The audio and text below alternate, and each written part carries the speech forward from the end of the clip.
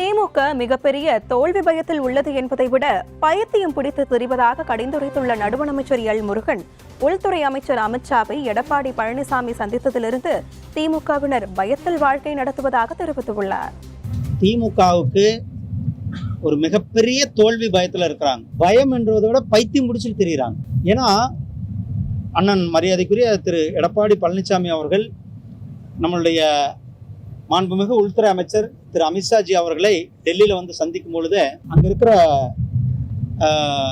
அங்கிருந்த பாராளுமன்றத்தில் இருந்த எம்பிக்கள் என்ன வந்து பார்த்துட்டாரா, என்ன அண்ணா எடப்பாடி என்ன வந்து உங்க உள்துறை அமைச்சரை பார்த்துட்டாரா, அந்த அளவுக்கு எதற்கு பயம், ஏன் ஒரு பயத்தோட அவர்கள் வந்து வாழ்க்கையை நடந்து கொண்டிருக்கு. ஏன்னா அவர்களுடைய ஆட்சி அவர்களுடைய தூக்கி எறிவது நிச்சயமாக்கப்பட்டது. ஊழல், கொலை, கொள்ளை, லஞ்சம், லாவண்யம், அது மட்டுமல்ல இன்னைக்கு ஊருக்கு கஞ்சா, ஊருக்கு போதைப் பொருள் நடமாட்டம், இதற்கெல்லாம் இந்த திமுக ஆட்சியை வீட்டுக்கு அனுப்ப வேண்டும் என்று மக்கள் நினைத்திருக்கிறார்கள்.